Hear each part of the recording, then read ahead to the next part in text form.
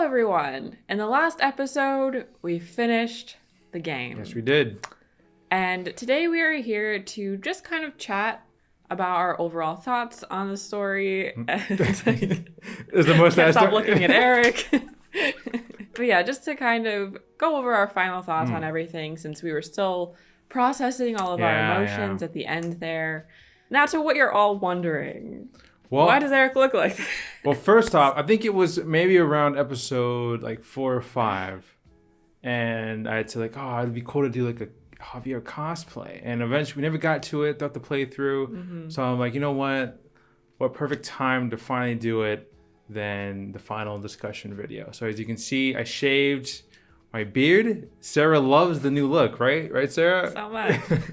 But I think, for a budget-friendly cosplay, we didn't have the opportunity to get a bunch of stuff just because of our whole car situation. But I think, Yeah, I was supposed to cosplay as Shady. I think the closest thing I have going for me is a white shirt and a braid. So basically, I'm Shady if she was like way less cool and also needed glasses. So how we're going to kind of format this is just kind of going through chapters to talk about our overall thoughts on those. Mm-hmm. And then we'll dive a bit more into the themes and gameplay and all of that sort of stuff. Mm. So it's going to be a very chill, relaxed video. Yes. But before we get into it, we have received a lot of questions asking about if we're playing Red Dead 1 next, when we'll play it. I'm sorry if it's a disappointment to you, but we will not be playing it right away. Yeah, I think what we need is a bit of a break. A few of you people have actually said that they recommended we take a break from RDR2 to RDR1. Yeah, there's a few reasons for that. I mean, first of all, we want to kind of come off of this story and continue to let it soak in so that by the time we get to John's story, we can really be fully immersed in it. Mm-hmm. And also, again, we've been playing this game for 6 months. Yeah. And as much as we've loved it, that's a really long time. And we have a lot of other stuff we want to play. Yes. And I don't think we would want to get too burnt out with RDR content. Because I've experienced something similar like this with a franchise that I played, the Yakuza franchise.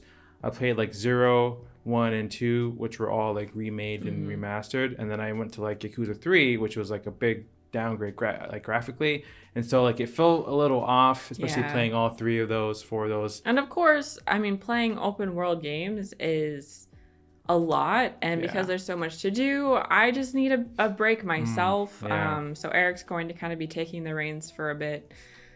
So that's why we do want to play it next year. Yeah. We kind of have it slated at the moment for the beginning of the year, but that may change, so don't have any expectations for that yet, but we will definitely be playing it at some point. And I feel like it would be, this is your series. It'd be you taking over. Yeah. I think so. So to start off, chapter 1, I still remember starting the game and just feeling so confused. Right. And there were so many characters. I mean, just think of how big the gang was at that point. Mm-hmm. And there was so much stuff going on. It almost feels like a different game in my head. I know if I were to replay it, I would probably feel differently, but... We got exposed to a lot of different characters all at once, and they all felt very unique and just all from all walks of life. Mm-hmm. But you can definitely... we definitely saw some early tension between some of the characters. I felt I remember Arthur saying a few things about Micah. From the get-go, Arthur was Micah's been nothing but trouble. Yeah, didn't they have a little argument in one of the cabins? Yeah, something like early on. And then, of course, there was the argument between Dutch and Hosea at the very beginning. Mm-hmm. Deciding on, people were panicked because, we're on the run. We had just lost someone. Right. And at that point, it didn't feel much like a cowboy game at all because we were in the mountains. It was cold and snowy. Right. So I guess I wasn't sure where it would go from there, what to expect. And then, of course, this is with every game that's new to you. But Arthur, our main character, was very unfamiliar to us. And I think maybe more so than other games, though, it took us a little bit to warm up to him. Right. Just because he's not very, obnoxious with his personality. His personality is a bit more reserved. You know, he makes his jokes and stuff, but he doesn't like say what he's thinking a lot. Yeah. And things like that. You know, we really had to rely on the journal. And then later on, conversations within the camp to really get to know him a bit better. Right. So, yeah, early on, he was the main character. Yeah. And of course, we slowly got to know the other camp members a little bit early on by doing some like tutorial style missions. Right. Like with Charles, we went hunting.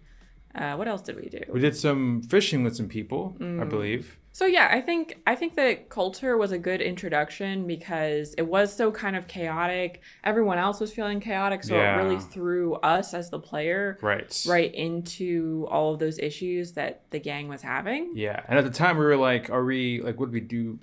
We weren't sure like if we were like, I guess, good or bad. So we were just like, what is the group dynamic like? Yeah. Like, who are we? Who are we?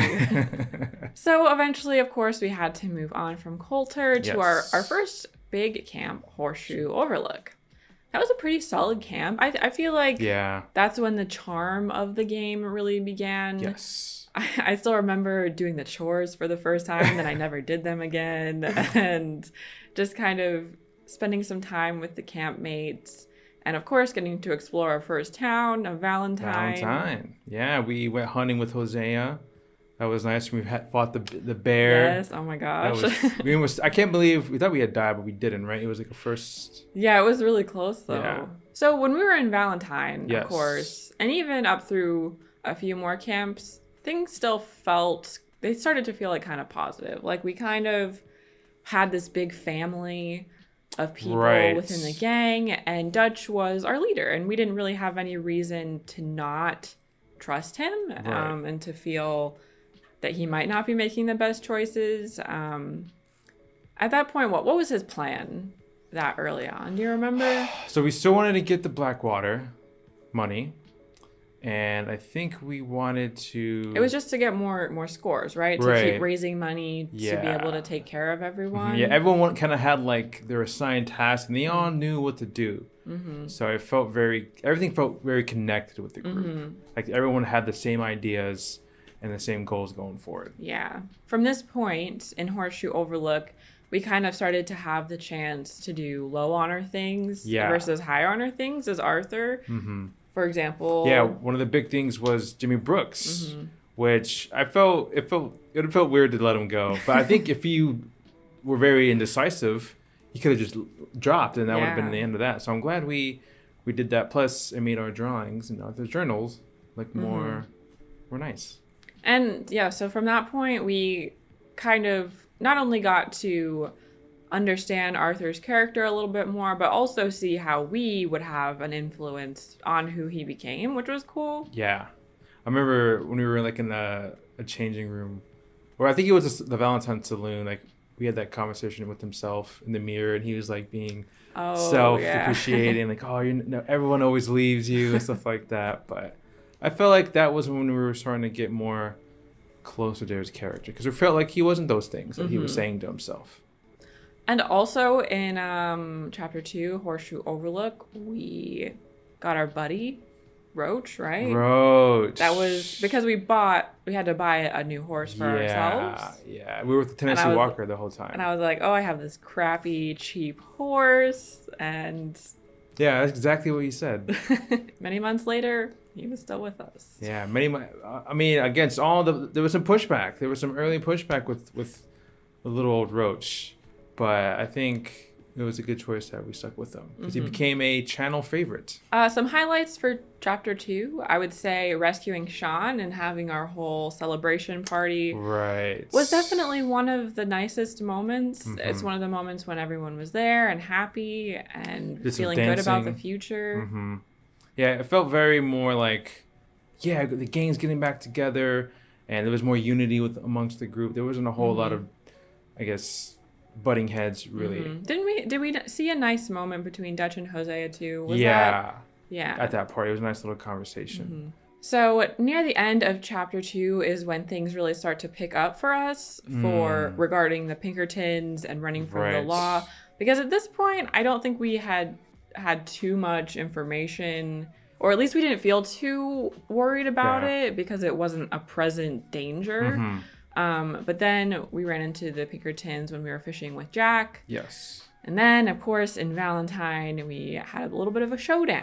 Yeah, and we saw, was it the first appearance of Leviticus Cornwall? I believe so, yeah. And that was a very stressful moment for me. Yeah. I just feel like things ramped up so much. Yeah, and I think it was the first instance where, like, you had this big, giant cutscene that's very important, and then they just throw you into combat, and you got to start shooting right away.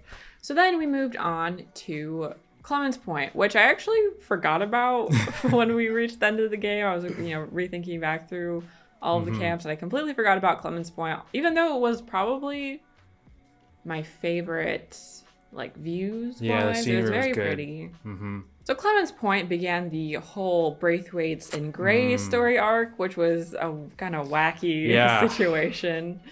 Yeah, a lot of the best thing that can be described as that is a lot of explosions, fire, and a lot of just destruction, basically. Yeah, we got into some romance with Penelope and Beau, right? Oh, yes. Arthur played Cupid for a hot second. That was kind of fun. We were starting to get a little bit more nervous, though, about how everything was going. And Dutch's plan to I guess Hosea was involved too, but their plan to kind of pit the two families against each other in search of this mythical secret treasure started to feel a little bit wrong.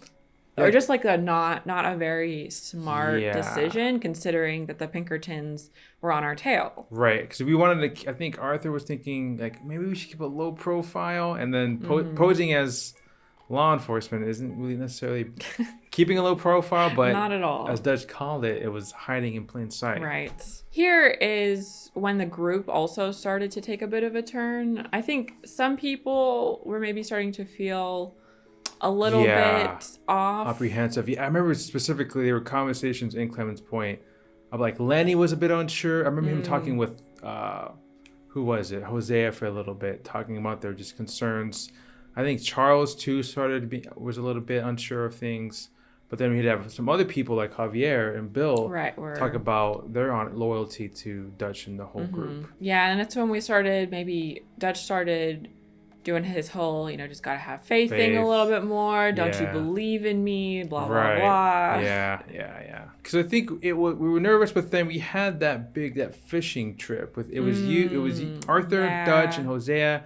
And then they were kind of reminiscing of old times. And then it felt like, okay, well maybe that moment felt nice. And so maybe the group really is starting to come back together a little bit. Yeah, I think it was a very conflicted chapter. Yes. It was kind of the reality of the situation was there, but then there was also the hope of everything working out and everyone being able to be happy and get out of this. Mm-hmm.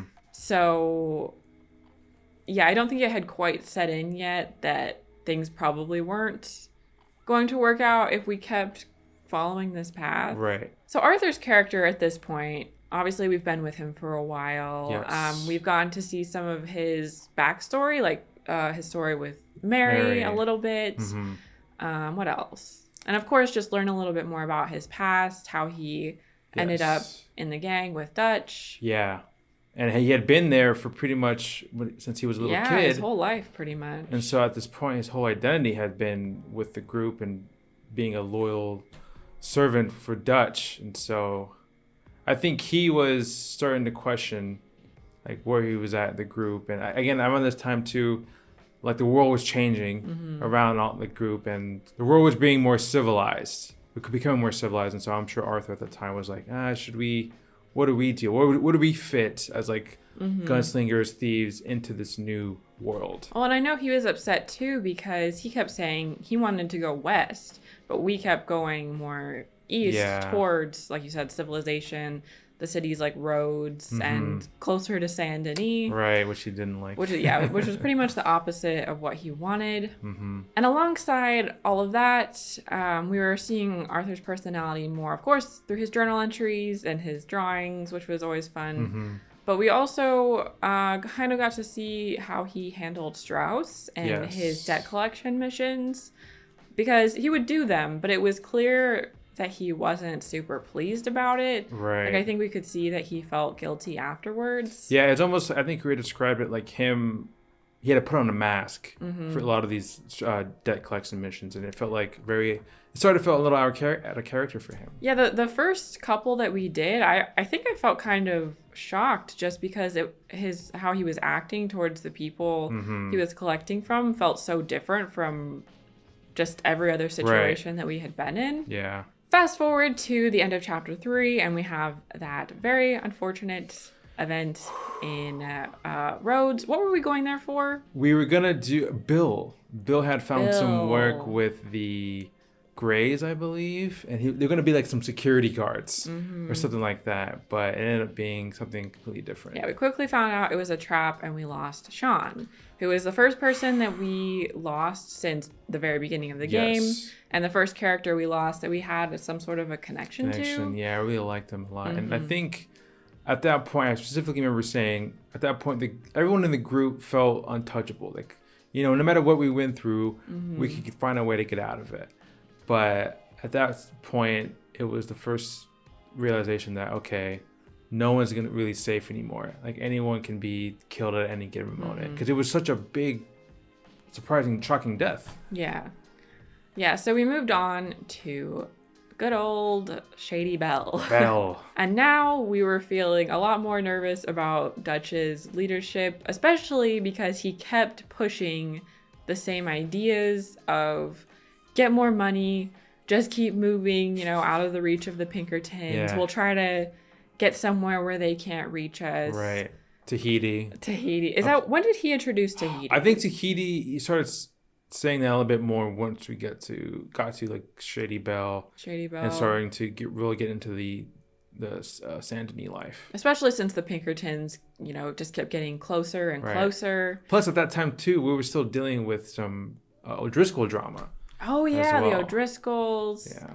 Oh yeah, and we also had Kieran join our group. Yes. And of course, in chapter 4, also left our group. Yeah, that was another shocking death. Yeah. Just because I think the last time we had spoke with Kieran, we were at a party, I think. We were celebrating, and he felt very polite. He didn't want to like celebrate with the group just because he hadn't been with the group for very long. I felt so bad for him. Like he just really had the roughest time, you know, trying to be accepted in the group. Yeah. And of course, pre our group, I'm sure he probably wasn't treated that well with the O'Driscolls if he was willing to, you know, turn on them. Mm-hmm. And then in the end, I just feel like he got one of the worst ends, you know? I know. Decapitated and just sent away. And who knows what they did to him before that happened. But anyway, back up a little. I got a little ahead of myself. We forgot to talk about Jack being kidnapped, which I guess is kind of important. Yeah, it was kind of funny just because we did a lot of exploring around that time, and people were like, oh, Jack. Meanwhile, you're doing all this exploring, and Jack's still being captured. But we learned later that he was doing just fine. He was eating spaghetti or whatever. Living the good life, pretty much. But yeah, so that was a big focus of the beginning of chapter 4, meeting Bronte, his captor. Right. And getting immersed a bit into Saint Denis life. Yeah, big city living. Which, again, Arthur was not very happy about, and I think other people weren't too happy about either. And also, a lot of people didn't really like Shady Belle just because it was in the swamp. Yeah, the gators. Yeah, it was just apparently some ghosts. I was feeling quite uncomfortable at this point, I think, just with how things were going. It's like I knew that things weren't going well, but there was like nothing we could do about it because Dutch was so dead set on his plan. Yeah. And you just kind of knew that he wasn't going to change his mind. Right. And at that point, I mean, we lost a few gang members, and it was just like, I don't know, the more we risk, I feel like at that point we thought like Dutch was just being very careless with people's lives. Yeah, exactly. And just using them as chess pieces. Mm-hmm. Yeah, and then the concern definitely rose when we tangled with Bronte. Mm-hmm. Well, we're already mad because that was a time where Bronte screwed us over on a job, basically set us up. And so we were all pissed off, and then we stormed Bronte's mansion, and then eventually we captured him, but then it was a pretty gruesome death for Bronte. And I feel like we really saw a lot of raw emotion and anger in Dutch, and you saw Arthur, as well as pretty much who else was there? John. Bill. I think someone else was there too. But they just all seemed like kind of shocked and concerned of how Dutch was approaching the situation. It was pretty gruesome. Yeah, I think at that point, especially, is when John really started to dissent from Dutch's leadership. Yeah. I think, that along with Jack, of course, being taken, really made him see things a bit differently in a new light. Arthur and the other dissenting members of the group weren't happy about the whole Bronte thing because it just put us in the spotlight once again. Right. But after all that was, dealt with, of course, we needed more money. And the plan for Tahiti was in full throttle. Yes. Like we were getting ready to go. We just need a boat, right? A boat and the bank money from Saint Denis. And then the story really starts to get crazy. We do this bank mission and we have multiple losses. Definitely some of the toughest losses that far into the game. Yeah. Hosea and Lenny. And then again, same thing. You have to you can't even process any of their deaths. Yeah. Because you have an entire Pinkerton army swarming over you, and there's gunfire everywhere, and you just got to keep moving forward. And Lenny's was especially rough because we barely even got like a cutscene out of it. It was just he was there, and then they came out, and he was gone, and we just had to keep going through the rooftops to try to hide from everybody, and then and then we all got kind of split up, separated. Charles ran off to distract, right? Yes, to distract some guards so we could get on a boat. And then the boat disaster. Yeah, this from there on, it led to one of the craziest sequences in the entire game. Our trip to Guarma. Yeah. Which was wild. So Guarma was something I don't think either of us saw coming. I think when we were on the boat, I was like, is this happening? Like, where are we going? Yeah. It was just such a whiplash because we went from blowing up dynamite in a bank to people dying to on a ship going in the middle of nowhere. And it was crazy. I really thought it wasn't real, or maybe we were just going somewhere close by, slightly downriver. But then you had the whole everything catching on fire and us losing all the money. Yes. And Arthur, he looked so bad when he washed up on shore. Right. And then we somehow managed to find the rest of the group right away. I know. Saw Michael Bell and his pot belly. Dutch was sunburnt, I think. Everyone looked pretty shitty. So Guarma, even though it was out of left field, I did enjoy that chapter or that section of the game. Right. I think many of you share the sentiment. You wish maybe it was built out a little bit more. Right. There was more to it. Because I thought we were going to be able to explore more of the area because I had noticed a building or something, but then it just seemed like it was kind of contained to just a few missions. But it was cool. And cool environment. And I do think it was a big turning point once again in Arthur and how he thought of Dutch. This is when he really started to speak out against Dutch and his plans. Right, because Dutch had just strangled an old woman, and Arthur was like, "Oh, you're gonna strangle me too?" Yeah. So it was kind of funny, but also it was a good development for Arthur in his, I guess, eventual rise against Dutch. And we were worried about the rest of the gang too, because we knew that John had disappeared. Abigail had probably been caught or something. And then just everyone else left back at camp. What were they going to do? Where were they going to go? Supposedly there was a rat as well in the gang. The rat. Yeah. A mystery. Fast forward once again through all of the political situation things in Guarma. And we get back and find out that the crew is in a new camp. Oh yeah, we had to do a little stealth mission at Shady Belle, right? After we found the letter. Right, Sadie's letter. Sadie would just was on top of things. She really got everyone out of Shady Belle into Lakay, I believe, was the next little mini camp. I do think at this point is when Sadie's character really started to shine because we hadn't had too many missions with her, and for the first half of the game, she was still super depressed about everything she had gone through. Yeah. She never had much to say when we talked to her. So it was cool to see her be more of herself, I guess. Right, because I think the turning point was back, I think, in Clemens' point when she was just cooking for Pearson. She's like, I don't want to be your effing cooking assistant. She wanted to actually do stuff. Yeah. And do some gunslinging herself. And we were super surprised when the Pinkertons very quickly Yeah. showed up at Lakay. That was a crazy fight with the whole the Gatling gun. Holy shit! And then Sadie like gave you your repeater. That was cool. Oh yeah. There was more shooting. That was a nice little shooting scene. Yeah, it was a cool fight. But once again, for the fifth, sixth time, whatever, we couldn't stay. No. And at this point, Dutch's plan was the same thing? To raise more money and try to find a boat again to leave? Yeah. Hike up north because right. up north was Murphy territory and people wouldn't be Dutch thought that it's a very dangerous area, so no one would be looking for the gang. So we had tangled a bit with the Murphy brood previous to this point, but of course we had to clear out their whole creepy cave. With Charles. With Charles, yeah. By then we had done quite a few missions with Charles, and I think he was one of our favorite characters for sure. Sorry, rewind once again. It's so easy to get like lost talking about all these different story threads. Right. But one of the most important parts of chapter 5 was Arthur's diagnosis.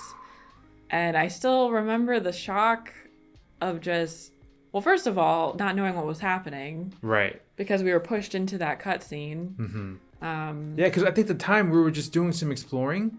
I was going to the trapper, I think, or the fence. Mm-hmm. And it pushed us into that. That's right. Because you know what? I remember because Arthur was coughing a little bit, and his face looked just really worn down. We had done like a stranger mission with the Magnifico and that family, and I remember you saying like, man, Arthur in that cutscene looked really bad. And sure enough, a few moments later, fast forward to Saint Denis, he just starts to cough and break down basically. And I broke down as well. Yeah, the tears came definitely, and it was just so sad just because Arthur gets to the doctor's office and the doctor's like, oh, you got to call me doctor. And Arthur's like, oh, I'm very sorry. It just felt like he's still being kind and courteous, even though like the worst thing was happening to him. Yeah, I don't know exactly what he was feeling after that. Probably a little bit of shock, but I also feel like he accepted it pretty quickly. I mean, maybe it took a little while, but it was almost like he was surprised that he didn't die from a fight or something like that. Right. But it almost felt like maybe he thought he deserved it. Because all the like stuff he's done for the gang and like all of the debt collection and stuff like that and the life he's lived. Yeah, and I think he also wrote in his journal too that he figured it was probably from Downs, the husband. So he kind of knew how it all happened. But yeah, it was really rough, and it made me really not want to keep playing. Yeah, I think we took a few days off, and it just felt like just something we've never experienced before. Just knowing that the character is gonna die. Yeah. I've never played another game where that happened, where you had so much time to kind of come to terms with that information. Yeah. If you even can call it coming to terms, because it still was hard and it sucked, but just knowing was a very interesting part of the experience. Right. And it made like from there on, every interaction and every stranger mission, main mission more important, And yeah, added so much meaning, and I feel like it made the strangers that we met, like Charlotte and Hamish. Yeah. It made the relationships with them feel more impactful as well. Definitely. So in chapter 6, the group was way more split. Yes. People were not happy with each other. John was fighting with Dutch. Arthur was starting to speak out. Then you have Bill and Javier saying like, hey, what are you doing? You got to be loyal. Right. And at the time, we were like, oh, how much does the gang know about Arthur's diagnosis? And I feel like everyone felt like they knew. You had of course, Micah calling. That's when we started hearing Micah calling Arthur Black Lung. And he was a character that at that time just really just made things so much worse, just how we talked to Arthur. Yeah, all throughout this time, all the chapters, he had just been, just Micah, rude, awful, saying just creepy things. He's a sleazy bastard. And even, nobody, as far as Dutch, didn't really show any concern about Arthur's health. If anything, they were always just like, oh, Arthur, can you handle this? are you tough enough to handle this, mission or this task, which is very unfortunate. And of course, all throughout this time as well, Micah had kind of been getting closer and closer to Dutch, whispering in his ear, especially after Hosea died. That little he snake. Pretty much became Dutch's new right-hand guy. And kicked Arthur out of the spot. Mm-hmm. So just a rundown of the big events in Chapter 6, because there were a lot. We killed Cornwall. Well, Dutch killed Cornwall, much to our surprise. Right. It was, going back to what you're saying, Arthur was like out of the loop. It was more about Micah and Dutch forming a little tag team, and like I felt like Dutch would never from there on discuss anything with Arthur. It was always like you learning secondhand, like, oh, this is what we're doing, this is the plan. You're learning after the fact. It really felt like Dutch didn't trust Arthur at all. Maybe even thought Arthur could be the rat. We know he kind of thought John was also the rat. John had all those issues with Dutch leaving him behind. Mm-hmm. Well, the first time was with what was the first time? Oh, well, the first time was at the bank robbery. Yeah. And then, of course, when we robbed the train and he kind of left him behind to die. We wrapped up a lot of side stories in Chapter 6. Right. Hamish, Charlotte, Beau, and Penelope. Okay, that was nice to see. Mm-hmm. Oh, yes. We made sure that Colm O'Driscoll got the noose, which he did. Arthur felt pretty good about that. I mean, I didn't guess mind that was too one much. happy moment. and then the other focus of Chapter 6 was Rain's Fall, Eagle Flies, and all of their people. Mm-hmm. So Charles had a big role in this chapter. Right. And that whole storyline was very sad, very touching. Right. And I feel like it was probably just like I feel like that's not too far from the truth, maybe, of what happened. Yeah, like I remember Rain's Fall saying, like, no matter what we did, something bad was going to happen. If we resist, then the army would outnumber us and outgun us. But if we did nothing, then we get taken advantage of. So it's like, what do you do? Mm-hmm. It's an impossible situation. And Dutch is, of course, using them to further his own plans. And it was interesting how Eagle Flies would say, he still wanted to do it. He was making his own choice. Mm-hmm. But I do feel that Dutch certainly egged them on and maybe made the situation worse than it could have been. Right. He really just knew how to work up. He knew the exact thing. Dutch knew exactly what to say to Eagle Flies to really get him worked up. Mm-hmm. And speaking of all that, we had the mission at the kerosene and tar place where Dutch betrayed us. Yeah. Still mad about it. I've been with her for a long time, seen her play a lot of games, and that moment where Dutch turned his back on Arthur was like the maddest I've ever seen Sarah get. Just not at a video game, just in general, at anybody. It's crazy. It's like you can know something is happening, but then when it happens, like, it doesn't even matter. Like I wasn't surprised for Dutch to betray us in that way, but it still just enraged me. Yeah, because like all the blind loyalty that Arthur gave to Dutch over the years, plus you gotta consider he's dying, and so just for Dutch to just do something like that and leave Arthur like that was just very... It felt very cold. Yeah, definitely personal. And very personal. And then, of course, he denied it after the fact. Yeah. We played the ending very recently, so I don't feel like there's much of a need to recap everything that happened, because there was a lot that happened with all of the different characters. But let's just kind of fast forward right to maybe John and Arthur fleeing and that final moment between them. I know, it was definitely one of the most impactful and heartfelt scenes in the entire game. Just it's a scene that every time I see it, it'll always make me tear up. Mm-hmm. The handing over of the hat. That's that. Ouch. Yeah. Plus, of course, we had just lost Roach. So it was just, that final sequence was just very felt with a lot of emotions. Mm-hmm. Just, Arthur saying his goodbyes to everyone that he really cared about: Tilly, Shady, John, and of course Roach too. It was tough. And then we had that brutal fight with Micah. Of course, Micah had to be there at the very end.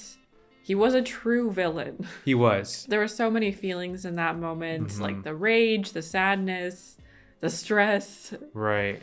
And of course, just kind of being uncertain of what was going to happen. Because I, in my head, I was not realizing at this point that Arthur wasn't going to make it, you know? Yeah, I think for me, I was feeling, it was sad, but I think I said this in that episode where, you know, Arthur wanted to help John and Abigail and Jack get out of here and away from Dutch. And so like seeing Arthur going the extra mile, just like giving it all he has down to his last breath was just, it was emotional, but it was also just like, it was a very heroic thing that Arthur did, despite him being so weak and on the brink of death. Yeah. And Dutch stepping in there at the last moment. Very shocking. And Dutch is an interesting character. We'll have more to say about him in a bit, but it was definitely a bummer that he didn't try to comfort Arthur in any way. No, I think he was shocked. I think maybe at that point he realized what he did to Arthur. At least we got the High Honor playthrough, so we saw the buck. And Arthur did get a nice little scenic view before his last breaths. Yeah, at this point, as of recording this, we have not watched the other endings yet. No. So we're still not sure exactly how they turn out. Right. If you're new to the channel, new to the whole playthrough, we did get the High Honor ending with Arthur. And it was a big shock to be thrown straight into John's story 8 years later. Yeah. To just see him with Abigail and Jack just riding their way through by Strawberry, right? Yes. Was a lot to take in. And then, yeah, now you're playing as John. Yeah. And again, since that's very recent, we're not going to talk about the epilogue, like plot points too much. But if we kind of just go through it a bit, it was nice to see Arthur mentioned here and there as we ran into some familiar faces. Yeah, it was a bit challenging playing as John, but eventually we warmed up to him, and you know, seeing him wanting to do better for John or Jack and Abigail was nice to see. You know, being around Uncle and Shady and Charles was very nice. Yeah, I know many of you know I kind of struggled a little bit with the epilogue just because I think I would have enjoyed it more if I had just done the story. Yeah. Focused on the story rather than doing a lot of exploring. Right. But I do think how we ended it wrapped it up really well because we got to see Mary Beth and Tilly. Yes. And Rainsfall, which was sad, but it was still nice to see him. And then, of course, the final mission was super epic. So badass. And gave us the closure, I think, that mostly closure except for Dutch. Dutch is, you know, he's his own thing. Right. But he did put 20 shots into Micah. Yeah. That was nice to see. And alongside our friends too, Shady and Charles. We were nervous about them. We thought we were going to lose both Shady and Charles at that point. But I just remember that reaction of seeing we had Micah and John, and then fucking Dutch comes out with his huge outfit. He looked like a giant, you know, just so. Right. He looked like, I don't know, like a bear. So that's kind of our recap on our thoughts throughout the whole story. I think most of you who watched the entire playthrough probably kind of got that just from our talks and our analysis throughout the series. Right. But I think it was nice to kind of go through everything to kind of give ourselves some closure. Right. I think it's relevant to talk about the themes. Yes, there's plenty to talk about. These are in no particular order, just how we wrote them down. But I do think redemption is maybe one of the bigger ones to talk about. Right. You know, considering it's part of the name of the game. Yeah, we saw that. We saw Arthur doing his best to redeem himself, more so towards the end of the game. He had moments where it was the final Strauss mission where he was, he had the option to give like all this money to some of the debtors who owed Strauss. That was nice to see him just trying to do the best he can with the time that he had left. Do you think that if he hadn't gotten sick, like, would he still have changed in the way that he did? That's a good question. I think to some extent he would have changed, because we did see him starting to question Dutch a bit before he knew he was sick. Yeah. And we knew already that he cared about John and his family. Right. Plus, he was already trying to make plans with Mary. Like, he wanted to just like, oh, I want to just do this last thing with Dutch, and then I can come back for you, and we can, he can leave the life. Maybe. So I think there was some, I think he would have been fine. But yeah, it just goes to show that you really do need to look in on yourself. Right. Because if you don't, you might live your life a certain way and end up regretting it. Right. Like some of the characters did. Yeah, and I think, just learning that you're going to die is an event that would definitely, like, fast forward that thought process. Like, exactly. It makes you think, okay, I got to really reflect about my life now, because I don't have a lot of time left. What do I want to change about my life? Why I still can? I feel like there's not a lot that I have to say that maybe others haven't already said, more intelligently probably than I could say it. But it was really impactful watching Arthur go through his change. Yeah. And we had that nice conversation with Sister Calderon, and that sort of just kind of tied everything about Arthur's redemption arc. He was afraid of dying. It was a very heartfelt conversation with her, but one of the biggest quotes from that scene was, every time Sister Calderon would see Arthur, he's always smiling and helping people. So, like, deep down, I feel like that's who Arthur really was. Mm-hmm. But Arthur wasn't the only one who had his redemption. There was Reverend Swanson. He pulled himself out of a very long time, I think, of addiction and just a lot of demons. Right. But now Homeboy's in New York City. And that was really nice to see. I wish we could have seen him leave. Right. But I'm glad that he was able to turn things around. Definitely. Who else? I mean, obviously we saw the start of John's redemption, but he has his own game. What do you think about Sadie? Because she had an interesting ending, at least in this game. I don't know if she's in RDR1. Yeah, I feel like Sadie's felt more like she got closure, but then and I think what Sadie did, she killed every damn O'Driscoll she could, but then it was good to see that she was, she was good at killing, but it's not like she became like this murderer of random people. She put her talents to somewhat good use. It's legal work, as she put it, being a bounty hunter. But it's also sad because she said, like, she doesn't care if she dies. That's true too. Yeah. So it's just like, what's going on in her head? I feel like, she's got some demons. And then I remember what she said about that last O'Driscoll mission. When her and Arthur stormed their camp, she had said, like, the O'Driscolls turned her into a monster. So maybe she's always gonna feel that way, no matter what she does. I guess we kind of touched on it a little bit, but kind of related to redemption in an inverse way is the idea of vengeance and revenge and betrayal. There was a lot of that in this game, especially with, Dutch first of all, and him dealing with Bronte. Angelo, yeah. You saw some early moments between Dutch and Bronte. Like, Bronte always like talked down to Dutch, and you can tell that pissed him off, and so I'm sure that made to Dutch, him killing him more satisfying. And everything with the O'Driscolls was also a big revenge story. Right. It was like an eye for an eye, right? I think Dutch had killed Colm's brother, and then no.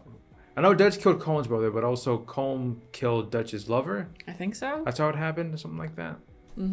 But what was the classic line? Revenge is a fool's game. And unfortunately, a lot of people didn't live up to that. And it's interesting when it comes to Dutch because revenge didn't directly harm him in the end, but it did kind of get him to lose everything that he had worked for, I guess. Right. Because, I mean, think about it. I mean, would you say killing Cornwall was an act of revenge? Yes, absolutely. Yeah, he was going on about, he's, doing the world a good by getting rid of him. But we all know why he really wanted to kill him. I know. I mean, come on. That deal that he offered Cornwall, he knew that he wasn't going to accept it. Exactly. So it was just his own twisted way of like, oh, okay, I gave you a chance. Now I'm going to just put a bullet in you. Speaking of putting bullets in people, we had briefly thought that Molly was a rat. Yeah. And betrayed the entire gang. Mm-hmm. But I'm not sure if she actually was. No. So I feel like there's still theories out there. Because obviously we found out that Micah had talked to Milton and the Pinkertons after, was it the events of Guarma, I believe they had said. It's just, the whole idea of betrayal is interesting because it all kind of depends on your individual perspective. Because obviously the whole gang looked down very deeply on betrayal, but in the end, Dutch was the one who betrayed Arthur. Yeah. But I guess he thought that Arthur betrayed him even though he didn't really. And it all goes back to like how Dutch just made this world for himself. Like, I feel like if you didn't fit, that's the kind of thing with a narcissist. A narcissist likes you if you agree with them, but if you don't agree with them, then it's like you get kicked out of their own circle. So, so like I think Dutch just saw the world a very different way, and if you didn't see the world as the way he did, then he didn't like you. Yeah. Which is like an act of yeah. Are you surprised at all that Micah was able to pull one over on Dutch? Well, I just think Micah always told Dutch what he wanted to hear. And he was always like, I remember there were some early conversations of like, oh, Micah was always like, oh yeah, Dutch, we believe in you. And he was always just trying to like sucker up to Dutch. And so it goes back to like, if you agree with a narcissist and, really suck up to them, then the more they're going to like you in the end, I feel like. And the more likely they're going to trust you, maybe. I don't know. But that could just be how influential Micah is, too. Maybe. How deceptive he is. Yeah, it's just interesting because, Dutch always seemed intelligent. Right. I know. And to us, it was so obvious what Micah was doing, but... Because I think it could be a mix of, like Arthur not trusting Dutch makes Micah more appealing to trust, in the end. I guess we do have to include the ending in the whole revenge thing because they did go back to get Micah, much to Abigail's dismay. She was very upset about it. But I guess, it worked out, but it also didn't work out because it led the Pinkertons to John. Yeah, I was going to ask, do you think the lasting impact of going back and killing Micah is what leads to RDR1? I wonder, what's going to be... I'm sure once they killed Mike, that was a big shootout, so I wonder, the Pinkertons caught wind of that. Well, I had seen someone comment that maybe it was the fact that they were trying to get to Micah to get information on Dutch, but if Micah's gone, then John is the next best thing. Yeah, so in other words, you could say if they wouldn't have gone for Micah, the Pinkertons would have just been... Possibly. Yeah, going into Micah and just avoid John. Possibly, yeah. Yeah. Oh, shit. Yeah, it's like it can work out, but at what cost, know? So it's like... Yeah.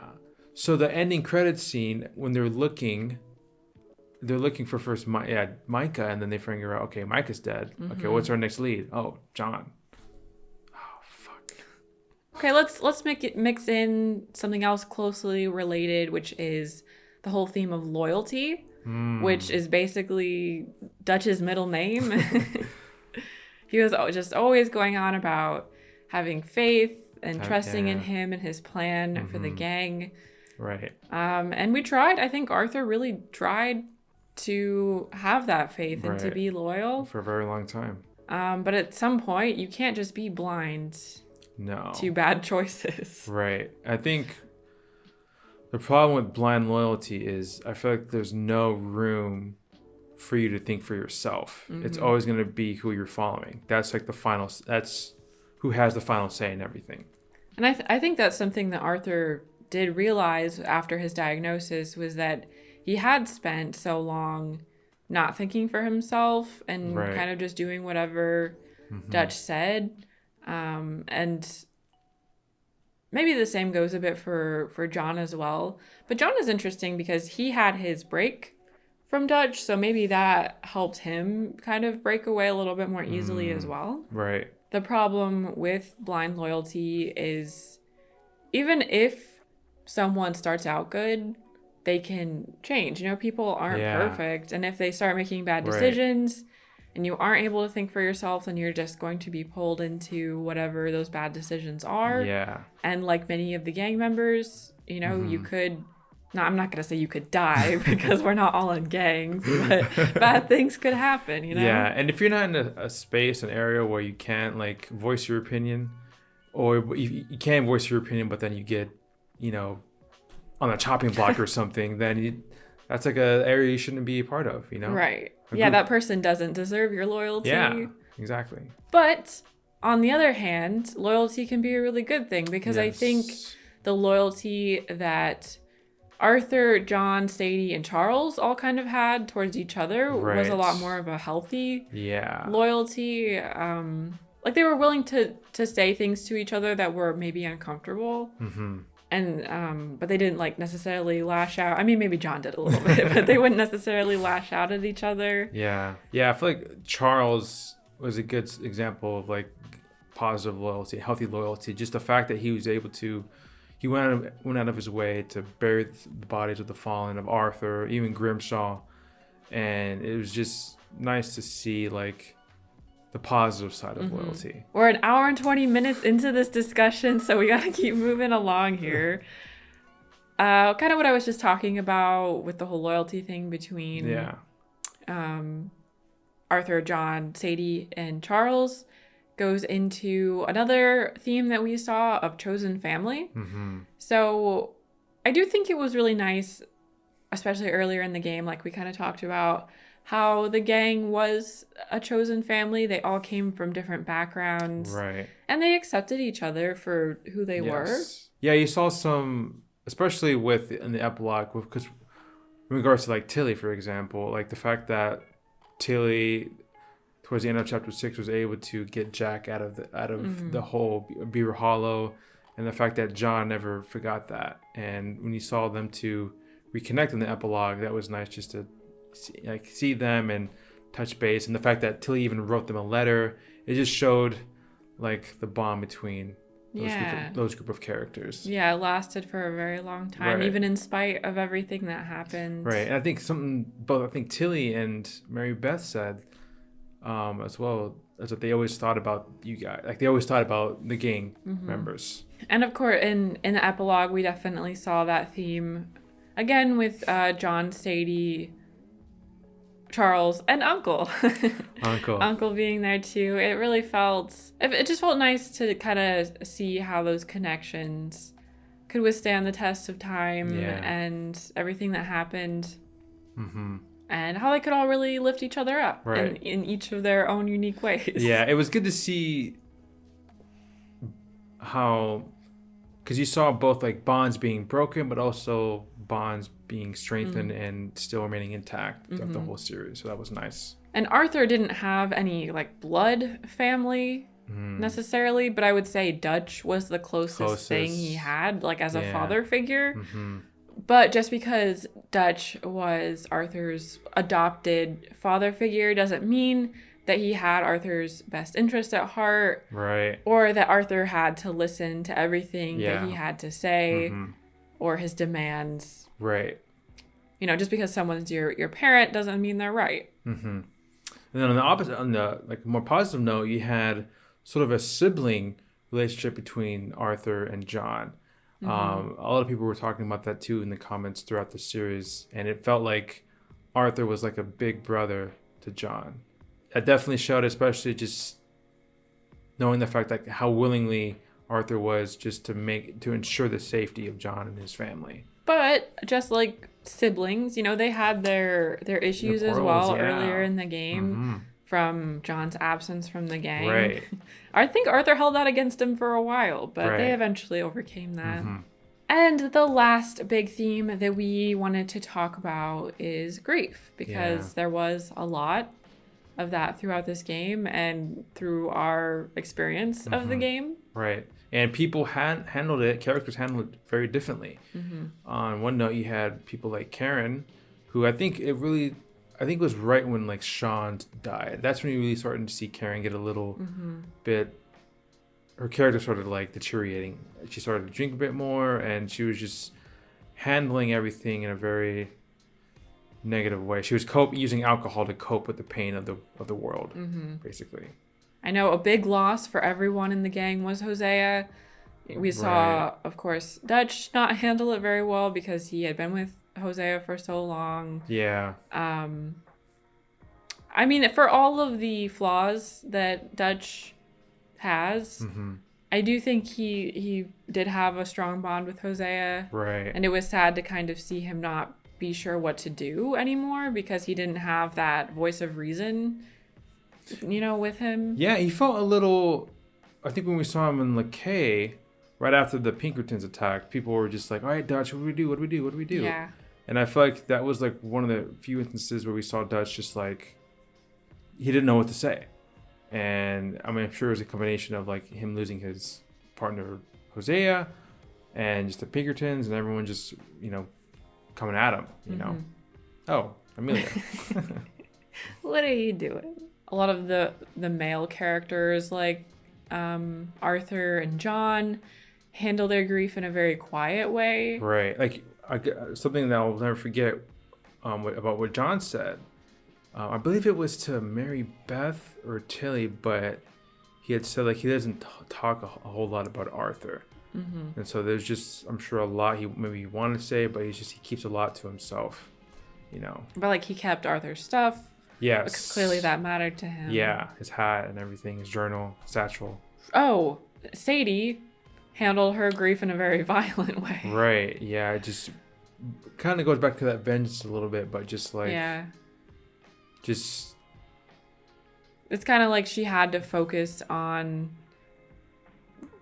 killing the O'Driscolls in order to not have to focus on what she was going through. Yeah, it was a driving force for her. And then, of course, you have our own personal grief. It is a video game, but we still had very intense feelings. Yeah. About not only Arthur, but some of the other character deaths as well. Roach. Yeah. And we talked about it a little bit. Clearly, you could see that I was a very emotional mess on screen. I still get choked up thinking about it. Yeah. And Eric handled his a little bit differently, but there's nothing wrong with that. I cried. I teared up, but I cried on the inside as well. I was just mostly shocked about everything. It's very telling of how good the story is for it to have impacted... Yeah. Not only us, but every single other player in such a deep way. Right. I mean, there's very few games that I think have impacted us. Quite like Red Dead. In the same way, yeah. And I think part of that is because there are certain ways the game kind of feels like your very own unique experience. Right. Because it's small things, but... Getting to choose and name your horse and getting to have your own style as Arthur and whether you choose to do high honor or low honor things. Yeah. It feels like it's your own story. Right. And I think it becomes even more of a tailored experience when you start maybe mixing in your own personal experiences.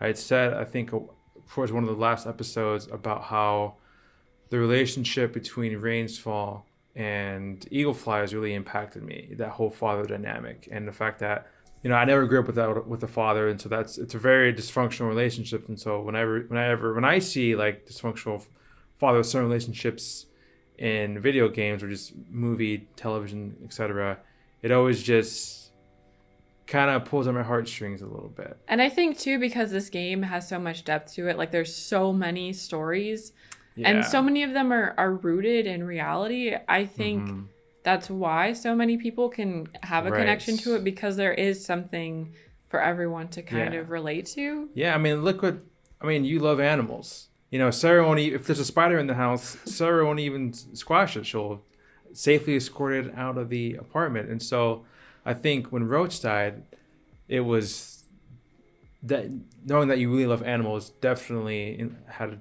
a great influence on like the impact of Roach's death. Yeah. That does kind of conflict a little with all of the legendary animals that I killed, but all right. Is that enough for the themes? There's plenty of others that we didn't touch on. Like, there's no way we're going to be able to cover everything of this 100+ hour game in an hour discussion, but I think that covers everything that we really wanted to talk about. Yeah. So now to move on to some less heavy stuff with the gameplay. Okay. Obviously, the story had a huge impact on being able to play a beast of a game like this. But we had plenty of fun along the way, just actually playing the game too. Right. There was a lot you can do. You had different ways to approach situations. I feel like with this game, there was never a boring moment. You didn't have to do just straight missions, story missions. You could do stranger missions. You can go hunting. You could do robberies and stuff like that. Find different gangs. There was just so much you could do.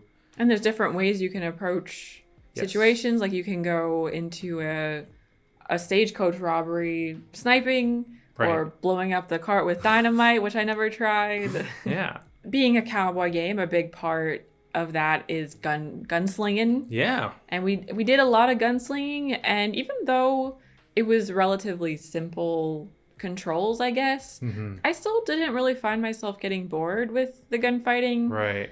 Maybe, I mean, partially because each mission was unique. But then we also had our customized guns. You know, I always felt cool whipping out my black and white volcanic crystals. pistols. Yeah. And then you had your different types of ammo and using Deadeye. It took me a while to figure out how to properly use that. But once I did, it was super cool. Right. And there was just so much depth, and like the fact that you always have to keep them maintained, or else the impact of the guns would be lowered throughout the shootouts and stuff like that. I also enjoyed having all of the healing, I guess, system with all of the different tonics. It was cool to have to keep an eye on not only your health, but also your Deadeye and your stamina. Right. I think that helped kind of the combat just move along in a nice flow, because you weren't just doing the combat, you were also keeping an eye on things. Right, yeah. It keeps you, like, self-aware. And it's not like just, like, sometimes, like, hack and slash games, it can be, like, mindless, hacking and slashing. But then with something like this complex, you got to be like, okay, what ammo am I using? And what's my cores like? Are my guns okay? You got to focus on so many different things. On a bit of a negative side of that, on focusing a lot of things, I will say one thing I didn't love about the game was kind of the constant managing of our weight, our horse's weight, making sure the horse was always brushed, making sure, I mean, I guess the cold weather thing was fine. But I did find myself a lot of the times being like, am I seriously still underweight? I feel like I've been eating so much. So it's a small nitpick, but I guess I'm allowed to have one after playing the game for 100 hours. Right. Another part of the gameplay that I really enjoyed was being able to pick out our own outfits. Yeah, there's so many ways to, dress up Arthur. I think we spent maybe too much time in the different stores, but that's okay. Yeah, it'd be interesting to see, because I think if I would have played, we would have spent longer time. Because I would have had like an outfit for like hunting, an outfit for not only for every like place we were at, but like, I don't know, like a gunslinging outfit, a robbery outfit. You could only have 5. I know. And getting to change Arthur's hair too. I mean, I think there were some pretty wacky choices that I would not have gone with, but it's cool to have the options. Mm-hmm. And one more thing to say about the gameplay as a whole was, I guess, just the sheer depth of the map. Yeah. And there was just so many different environments and places to go and things to uncover. I liked the whole, like, uncovering the foggy parts of the map as we went. Yeah, and it felt like no matter where you went, there was always something to find, which is great. I had so much fun keeping an eye out for things. Yeah. Even small things like the things hanging in the trees. Dream catchers? Yeah, those. And like the different little carvings. Environments that we could draw as Arthur. Yeah. And John. And we'll just briefly touch on this because we'll let the game speak for itself, but the environments and the atmosphere were absolutely beautiful. Yeah, there was so many places where, like, no matter where you went, there was beauty everywhere. Whether it be a snowy mountain or out in the desert, and as John too, near like Tumbleweed and Armadillo, or the woodsy areas, which is I think you like the most. Yeah, I truly feel like no matter where we went, throughout the entire game, I think sometimes I would just have to stop for a second and just be like, wow, this is so pretty. And it really made me want to just go out and explore the actual real life outdoors, yeah, you know? Definitely. And then the music added so much to the game. Of course, it really added to the whole Western atmosphere. Yeah, especially the ending music with John as he's, devouring everyone in his past with Micah's game, basically. That was nice, the whole shootout there. And then there were also very meaningful songs, like the one it's called that everyone loves. Unshaken. Unshaken. I mean, they knocked it out of the park. Definitely. I'm not a composer, so I don't have too much to say, but it was very nice. Yeah. All right, thank you for being here for this long. We have a few more things to go over. Next, we have a little sequence we call rapid fire questions. So we got some questions from you guys that we just want to answer quickly. Yes. Starting with Lynette. Lynette50 says, which side mission characters were your favorites? Well, that's a good question. The obvious ones are Charlotte and Hamish. Yes, we have Charles, Margaret, yeah. Magnifico. I like the William too, the herbalist. He was cool. Also, the twin brothers. That was a fun one. Yes, he had Albert Mason. He was cool. Sister Calderon as well. That's probably too many for our favorites. But other than the amazing Arthur, who is your favorite gang member? I'm going to have to give it to Charles for me. I think so. I'm going to go Charles on that one. Sadie is a close second. Yeah. Charles, Sadie, and then maybe... Who makes it? If we do top three. Top three? Maybe Charles, Sadie. Hosea? Hosea? Throw a Lenny in there? Throw a Lenny in there? Yeah. Yeah. It would have... Yeah. I think so. Do you think you'll ever play the game again? Yes. Yes, you will. I'll probably play the game. I mean, that'd be nice for me to play it, Next up from DM, do you have a favorite area/region of the map to spend your time? I think my favorite area was probably... Oh, that's tough. I think my favorites were maybe the mountains. The mountains with a little mix of forest. So, yeah, kind of in that area. Okay, the Grizzlies. Yeah. I also liked West, like where we found, the Mr. White, Mr. Black. That foresty, woodsy area. I like that area too, west of Strawberry. Or the areas like by a lake or a river. Oh, the waterfalls. Yes. I really like the waterfalls. And the veterans' home, Hamish's home. Oh, yeah, that was good too. That was good. I like that area a lot. Next from Siddhant, favorite musical moments or music tracks? Musical moments. I like the ride from with all the gang members to Braithwaite Manor to retrieve Jack, even though he wasn't there. But it was just cool because all the gangs were riding. They at that moment they were still kind of all intact. They weren't like butting heads. So it was just a cool little moment. Maybe because it's more recent. But my favorite, I think, was the final stretch of John heading to Micah. It fit the scene so well. And it was so epic. Next, least favorite mission. Least favorite mission. If we're talking main missions, I will say my least favorite, purely from it made me feel uncomfy, was doing the whole mission with Dutch and Eagle Flies, where we attacked the army. Right. Just because I felt very icky and I didn't want to do it, but I had to anyway. You can say the first deck collecting mission, because, it was Mrs. Downs, and we know what happens from there. Favorite guns? Well, I love my volcanic pistols. Any repeater, your carbine repeater. My repeater. I think if you watch the series, you probably know what my favorite guns are. Because I did not change them. I like for a while you rolled with the pump action shotgun. That was really nice as well. Plus the bow and arrow. That was cool. The bow was cool when I could use it, yeah. Favorite side activity? My favorite side activity, you know what I liked? I liked just like uncovering new animals. With the binoculars. I thought that was kind of fun. I like the treasure map hunting. Even though we didn't find all of them, it was just nice just to be like, that's where we need to go. And make some money along the way. From Jay, do you think you'll be going guns blazing in future games like Eric does?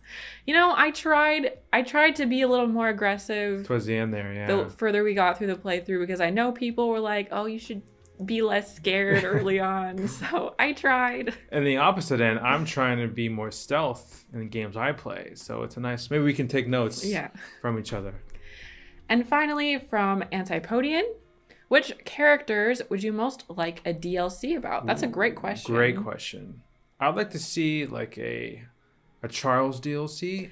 Yeah, I would love a Charles DLC that's just like really simple. He's just living his best life. He has a wife and a kid or something. What, Canada, he said, right? Canada, yeah. Javier would be interesting because he's in Mexico, just a totally different environment. Would you say right after chapter 6? Like, where does Javier go? Or, I think you had said when we first saw this question, Pearson, right? Pearson just being like a general store manager. General store simulator with Pearson. Just imagine just like, I got to get the apples. Or you got to handle robberies. Yeah. That'd be fantastic, You can like choose what gun you have underneath the counter. That'd be so cool. And before we close out the video, this has overall been a very positive playthrough. Yes. We have loved the game. We've loved hearing from you guys about your thoughts on the game and your favorite characters and all of that. But it being, just by the nature of it being such a popular game, such a long playthrough, we had a lot of opinionated commenters. Yes. So it's time to what we like to call airing out our grievances. Starting with very early in the playthrough, we kind of touched on it already, but a lot of people did not like Roach. Yeah. They were actually extremely upset that I didn't try to find a better horse. Yeah, it was funny because you had some people like outright say get rid of Roach, but then you had people were like, oh well, you can still keep Roach, but you can also have another horse as well. So it was compromise. Yeah, the compromise. It was funny to see. And I think, had there not been, this is what I think, just knowing Sarah, had there not been so much pushback on Roach, I feel like Sarah would have eventually tried something different. But it's too late. That's something to know about me. Are you the same way, do you think? Like, if you tell me to do something, like, without asking nicely or putting it in a nice way, I'm going to be way less likely to do it. Because to me, it's all about, like, etiquette. Yeah. And presenting your request in a polite manner. Closely related to that, a lot of people didn't like my gun choices. Yeah. Like the repeater, I didn't really upgrade to any of the new repeaters just because I liked using the one that I had. Yeah. Just Sarah's all about familiarity and just routine, and so that's something you just gotta know about her, man. And honestly, I think the ammo was more important than the guns. Like, I don't feel like most of them had that drastic of a difference where I would have like seen a noticeable difference in the gameplay. Yeah. This wasn't too bad, but we did have some people telling us to clean our guns as well as my horse, which we did. Right. A lot of it is just like we cut out because it's like, no, I mean, it's part 35 And you want to see us clean our guns for like 5 minutes? You know what I mean? And it's not my fault if we get into a lot of gunfights or Roach gets dirty really easily. Right. You know? So this is one, I know exactly what the moment was. Someone had said like, oh, I must have already played the game already.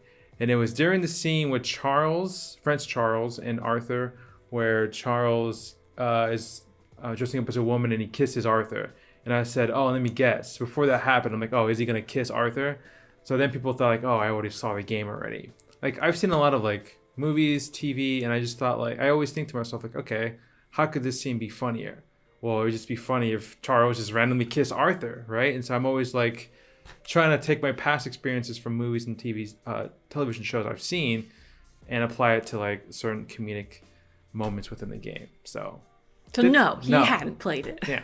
Next up, this was more in the beginning of the game as well, but I had a lot of people telling me, first of all, to turn on auto aim because I did not have auto aim on. I had it on my horse, but I did not have auto aim on for the entire game. Yes. And sure, I wasn't perfect, but I preferred it that way, and I'm the one playing the game. If you want to use auto aim, you can use auto aim. And closely related to that, demands for Deadeye. Yeah. And sure, again, I wasn't the best at it in the beginning, but I learned. But then you had people saying like, oh, using Deadeye too much. And so there was always just... No one's ever happy. No one's ever happy. Yeah. Oh, one of the most annoying ones. Sorry, I'm getting a little heated here. But whenever we did the legendary or the gunslingers mission, we picked up Billy Midnight's gun. Yes. We did not leave it there, but I think it was concealed maybe by our face cam or something. Yeah, I don't know. So people didn't see it. And we got so many comments on that video being like, oh, I can't believe you didn't pick up his gun. But we did. Right. And it's funny because it's like we're on part 45 and that part was like part 4 or 5 or like 3. And we would still get comments like, all the way back then. So I know. Like, why didn't you pick up the gun? So it was just... Can you not see the other comments asking the exact same thing? And now for probably our biggest controversy of the entire series. I was not expecting probably this at on all. the entire channel. Quite possibly, yes. Was when we replaced Unshaken in the ride back to Shady Belle, I think. Yeah. And there was a very good reason for doing that. Where do I start? This also makes me a little bit heated because when we played, we heard the song. Yes. Like, how could we not hear the song? We experienced the moment. Yeah. We heard the song. When you played, you heard the song as well. If you would like to rehear the song, you could go listen to the song. Yes. So you're not losing anything by us replacing the song. Yeah. But we are losing something by keeping the song in because we did receive a copyright claim on it. Yeah. So we would not have made any money on that episode. Unfortunately. And as a very small channel who does this part-time, we absolutely need the money. Yeah. So we had to keep it in. We're trying to make a career. We're trying to pay our rent. Yes. So it's just a little bit frustrating because no one lost anything by us replacing that song. Yeah. Like if you want to replay that scene or go watch that scene on YouTube, you can do that. Definitely. I don't understand why our video has to be disliked because we still listened to it and enjoyed the song. Yeah. We still it was a great moment. Yeah. Yeah. I don't get... Maybe someone can explain it to me because I don't get it. Yeah, maybe, yeah. Down in the comments. Despite the rant we just experienced, Sarah is a really kind-hearted person. Thank you. Throughout the entire Let's Play channel, with a lot of the choice-based games, she's always made some kind-hearted choices for the most parts. But there was one in particular that really struck the nerve of a lot of the community, the subscribers, and it was choosing to kill the squatters as John during the epilogue. So what are your thoughts on that? The thing was, I was not expecting to kill them because that's not what it said. It said, what, threaten or intimidate or whatever. Yeah. And so I thought that we would just like yell at them or something. And I don't know. I guess maybe I should have expected it to turn into a gunfight just because of the nature of the game. Right. But I did not mean to kill them. I just thought it was funny just because there was a lot of sympathy for the squatters and the fact that like the entire playthrough, Sarah, was pretty high on her. And Sarah gets out of her comfort zone for like 2 seconds, and no one is happy about it. No one's happy about it. It was funny. And then last but not least is we just had some mixed opinions about the epilogue. Yeah. You know, at that point, we were experiencing a lot of emotions. We were kind of wanting to finish the game, but also keep playing it in the way that we had been playing the rest of the game. Right. And a lot of people were telling us to move it along. Yeah. But then you had people saying, like, oh, you should explore a lot. Explore a lot. So I think you could say that that's kind of an overarching annoyance over the entire series. Is just kind of feel like tug of war sometimes. Yeah, doing a blind playthrough is difficult when you have a lot of people telling you what to do and how to play the game. Right. You know, it's just, I think this was it's a big learning experience for us because it's the biggest game that we've ever done. Yes. On the channel with I think probably the largest amount of options that we could choose. So it was interesting trying to manage, you know, make it as true as possible to how we would play it without an audience. Right. While also listening to you guys and trying to make it an enjoyable experience for you too. Right.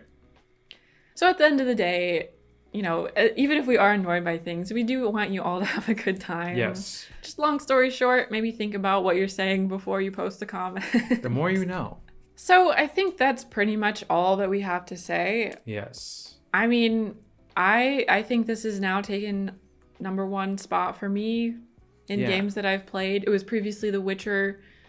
And The Witcher 3 is still a great game. I'm very fond of it, but it's just not up to the same level as this game. You know? And I mean, even though I wasn't playing, I feel like this is one of my favorite games, and I'm excited to, you know, play and do my own thing. So it was a memorable experience, and just knowing how like in depth, how detailed this game was, just really makes it like so satisfying to play. And the fact that it didn't win Game of the Year. Now I know God of War won, and I love God of War 2018. I mean, your boys played like every God of War game out there, but I feel like RDR2 was robbed. It's kind of sad that it's over. Yeah. Because I don't think we'll get another game like this for a long time. No. If I had to guess, just because of how much work goes into creating something like this. And I feel like we find ourselves a lot lately, like comparing RDR2 to other like other open world games, and it's like, I don't know, like just like, what have we done? What have we done? You know. But I feel lucky to have a hobby that allows me to experience something like this. Yeah. You know, because there is something special about games that I think like books or movies or TV shows can't quite scratch the itch. Right. You know. One more huge thank you to everyone who has been here for the series, whether you're watching through it now or you were there with us since the beginning. Right. Big shout out to our moderators, Jay and Rebecca, who have been doing a lot for the channel over the past 6 months. So yeah, they've been working overtime to keep spoilers away from us. Yeah, so we appreciate you guys. Yes. I don't think that we will be forgetting this playthrough anytime soon. No. We'll be revisiting the game, at least by ourselves, for sure. Yeah. But we're also very much looking forward to future games on the channel. Definitely. And we hope that you are too. Yes. Well, probably now I'll, after this, go shave my mustache because I look ridiculous. But on that note, I think it's time to say goodbye. Catch you later. Bye.